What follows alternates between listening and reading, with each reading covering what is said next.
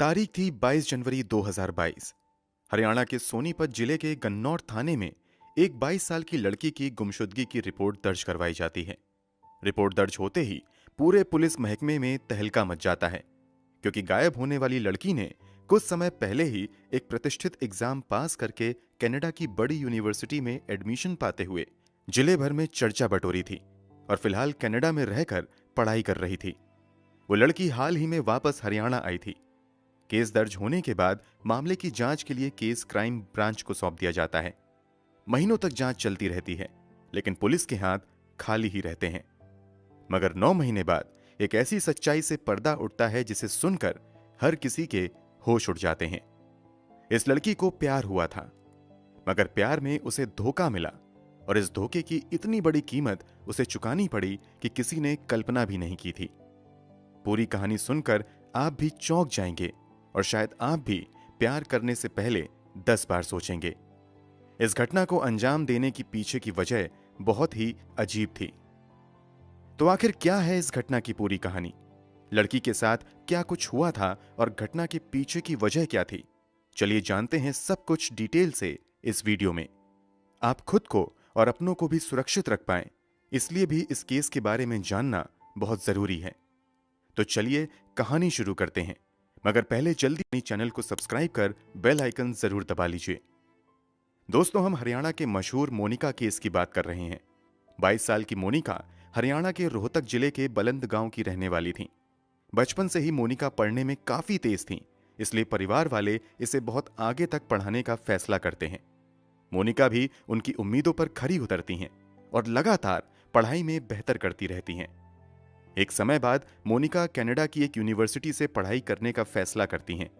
परिवार वाले भी मोनिका के इस फैसले में उसका साथ देते हैं, मगर समस्या ये थी कि कनाडा जाने से पहले मोनिका को एक एग्जाम क्लियर करना था।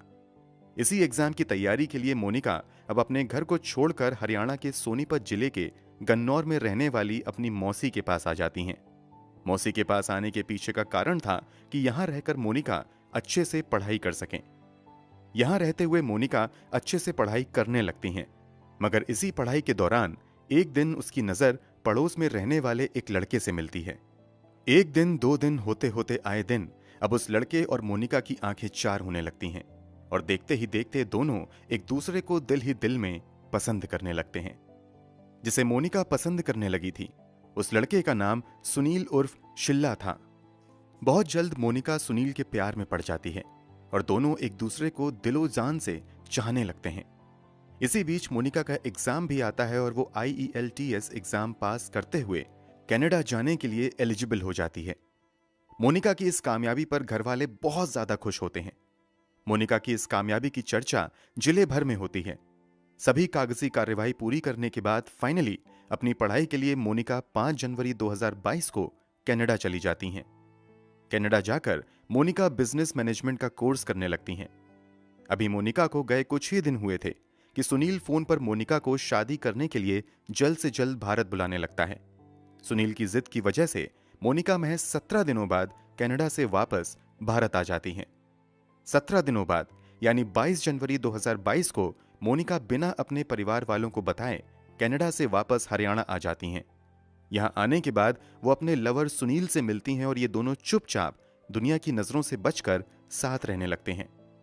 फिर 29 जनवरी 2022 को मोनिका गाजियाबाद के आर्य समाज मंदिर में सुनील के साथ गुपचुप तरीके से शादी कर लेती हैं। शादी के अगले ही दिन यानी 30 जनवरी 2022 को मोनिका अब बिना किसी को बताए वापस कनाडा चली जाती हैं और अपनी पढ़ाई में लग जाती हैं। अब अगले कुछ महीने तक मोनिका कनाडा में ही रहती हैं, मगर उसके व्यवहार में काफी बदलाव आने लगता है। जब भी उसके परिवार से कोई उसे फोन करता था तो मोनिका अक्सर कॉल काट दिया करती थी या फिर बातों को टाल देती थी।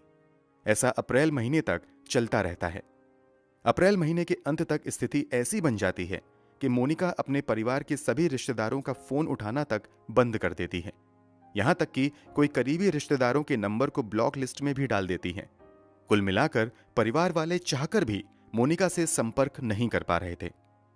अब अगले कई दिनों तक मोनिका के परिवार वाले मोनिका से संपर्क करने की कोशिश करते रहते हैं, मगर कहीं भी मोनिका का अता पता नहीं चलता है।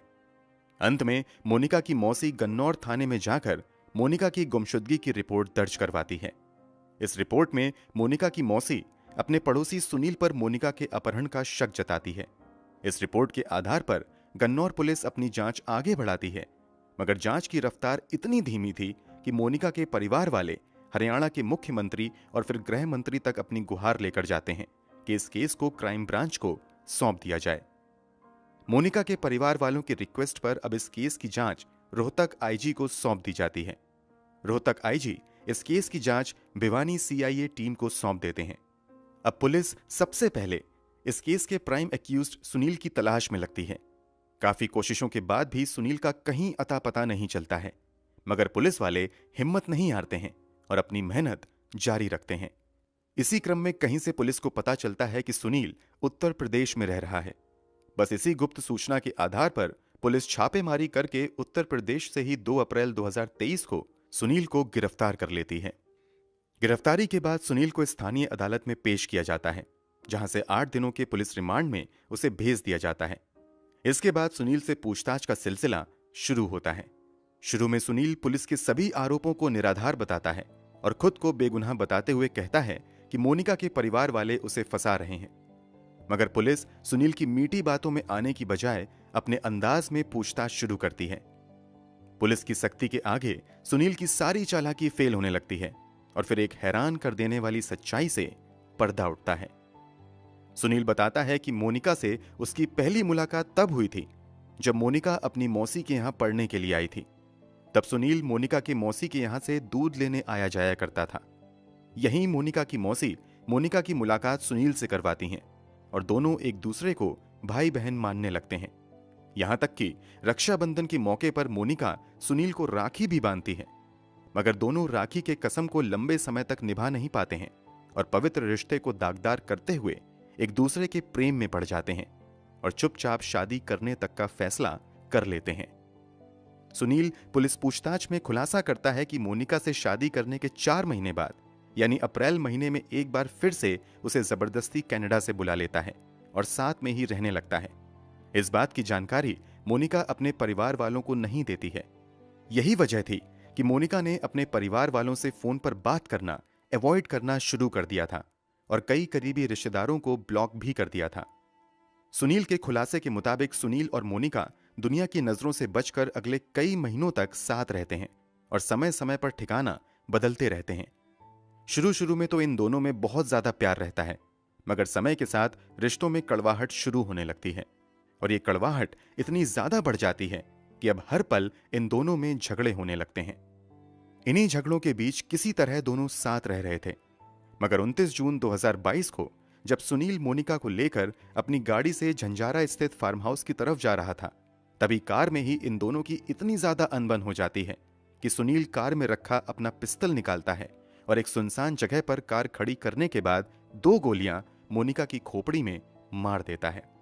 सुनील के बयान के अनुसार गोली मारने के बाद वो लाश को अपनी कार की डिग्गी में डालता है और उसे अच्छे से कवर कर देता है।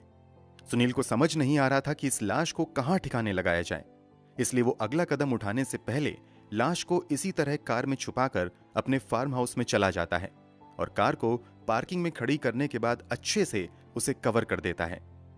वो लाश को ठिकाने लगाने की प्लानिंग पर काम करने लगता है। इसी दौरान उसे ख्याल आता है कि क्यों ना लाश को इसी फार्म हाउस में दफना दिया जाए। इसी के बाद अगली सुबह सुनील अपने घर पर कुछ मजदूरों को बुलाता है और घर के अंदर लगभग एक 10 फीट गहरा गड्ढा खुदवाता है। मजदूर जब इस गड्ढे खोदने के उद्देश्य के बारे में पूछते हैं तो सुनील उन्हें बातों में उलझाकर बस गड्ढा खोदकर जाने के लिए कह देता है। मजदूर ऐसा ही करते हैं। मजदूर के चले जाने के बाद सुनील बड़ी सावधानी से कार से शव को उतारता है और गड्ढे में दफना देता है। सुनील ने इस अपराध को इतनी सफाई से अंजाम दिया था कि किसी को उसके गुनाह की भनक तक नहीं लगती है और वो अगले कई महीनों तक अपनी जिंदगी जीता रहता है। सुनील के इस खुलासे से सभी हैरान रह जाते हैं और फिर उसी की निशानदेही पर भिवानी क्राइम ब्रांच की टीम सुनील के फार्म हाउस पर छापा मारती है और मजदूरों की मदद से गड्ढा खुदवाया जाता है। लगभग 10 फीट की खुदाई के बाद पुलिस मोनिका की कंकाल को बरामद भी कर लेती है। उस कंकाल को फॉरेंसिक लैब में जांच के लिए भेज दिया जाता है। पुलिस जांच में एक और हैरान कर देने वाला खुलासा यह होता है कि 22 साल की मोनिका जिस 37 साल के सुनील के प्यार में पागल हुई पड़ी थी, वो सुनील पहले से ही शादीशुदा था। उसके 2 बच्चे भी थे। सुनील के खुलासे के बाद उसे जेल भेज दिया जाता है, जबकि पुलिस और पुख्ता सबूत जुटाने में लग जाती है। इसी क्रम में कुछ महीनों की मेहनत के बाद पुलिस सुनील की ही निशानदेही पर वो पिस्तल भी बरामद कर लेती है, जिसका इस्तेमाल मोनिका की हत्या में किया गया था। इतना ही नहीं, फॉरेंसिक लैब की जांच में खुलासा होता है कि उसी पिस्तल से चली गोली अभी भी मोनिका की खोपड़ी में फंसी हुई थी। अब लोगों के जहन में एक सवाल आने लगता है कि जब सुनील मोनिका से इतना प्यार करता था तो आखिर ऐसी क्या बात हो गई कि सुनील ने मोनिका की जान ले ली। पुलिस भी मर्डर के मोटिव का पता लगाने के लिए सुनील से मोनिका की हत्या के पीछे का कारण जानने की कोशिश करती है। इस पर सुनील खुलासा करते हुए कहता है कि दरअसल वो अपनी शादीशुदा जिंदगी से खुश नहीं था, इसलिए वो किसी भी हाल में कनाडा जाना चाहता था। मगर काफी कोशिशों के बावजूद कनाडा जाने का रास्ता उसे नजर नहीं आ रहा था। इत्तेफाक से इसी दौरान उसकी दोस्ती मोनिका से होती है। जब सुनील को पता चलता है कि मोनिका पढ़ाई के सिलसिले में कनाडा जाना चाहती है, तो जानबूझकर सुनील मोनिका से और नजदीकियां बढ़ाने लगता है और इस जुगाड़ में लग जाता है कि जैसे ही मोनिका कनाडा जाएगी, वो भी उसके साथ कनाडा चला जाएगा। इसलिए मोनिका के कनाडा जाते ही सुनील फिर से उसे भारत बुलाता है और उससे शादी करता है। वो अपनी शादी को बजाबते कोर्ट में रजिस्टर्ड भी करवाता है। चूंकि मोनिका को कनाडा का परमानेंट वीजा नहीं मिलता है, इस कारण एक समय बाद सुनील को उसका अपना कनाडा जाने वाला प्लान फेल होता हुआ नजर आने लगता है। इसके अलावा शादी के बाद जब दोबारा मोनिका कनाडा से भारत वापस आती है, तो वो वापस कनाडा जाने से मना करने लगती है। इस कारण सुनील को डर सताने लगता है कि अगर मोनिका वापस कनाडा नहीं गई तो उसका राज सबके सामने आ जाएगा और उसके कनाडा जाने के सपने पर भी पानी फिर जाएगा। बस इसी के बाद दोनों में अनबन बढ़ने लगती है। सुनील अक्सर मोनिका से कनाडा वापस जाने की जिद करता था, जबकि मोनिका किसी भी हाल में भारत में ही सुनील के साथ रहने की जिद करती थी। बस इसी बात पर इन दोनों के रिश्ते बिगड़ने लगे और यहां तक बिगड़ गए कि एक दिन तैश में आकर सुनील ने मोनिका की गोली मारकर हत्या कर दी और लाश को दबा दिया। सुनील अपने इस गुनाह को छुपाने की जी तोड़ कोशिश करता है, मगर वो लंबे समय तक ऐसा नहीं कर पाता है और फाइनली 9 महीने बाद उसके गुनाह से पर्दा उठ ही जाता है। फिलहाल केस की स्थिति की बात करें तो सुनील पर मोनिका के मर्डर के अलावा सबूत मिटाने और धोखाधड़ी के भी मामले चलाए जा रहे हैं। हैरानी की बात तो यह है कि सुनील पर पहले से भी हरियाणा के अलग अलग थानों में कई आपराधिक मामले दर्ज थे, मगर अब तक उस पर कोई कार्यवाही नहीं हुई थी। फिलहाल सुनील जेल में बंद सजा के ऐलान का इंतजार कर रहा है। इस मामले में मोनिका के परिवार वालों ने 7 अन्य लोगों पर भी मोनिका की हत्या की साजिश में शामिल होने के आरोप लगाए हैं। फिलहाल पुलिस उन आरोपों की भी जांच कर रही है। इसके अलावा मामले में पुख्ता सबूत भी जुटाए जा रहे हैं ताकि अपराधियों को कड़ी सजा मिल सके। वैसे तो ये अदालत तय करेगी कि सुनील को उसके किए की क्या सजा मिले। फिर भी आपके अनुसार आरोप सिद्ध होने पर सुनील को क्या सजा मिलनी चाहिए, कमेंट बॉक्स में जरूर बताएं। अगर हमारी मेहनत पसंद आई हो तो इस वीडियो को लाइक करते हुए शेयर जरूर करें।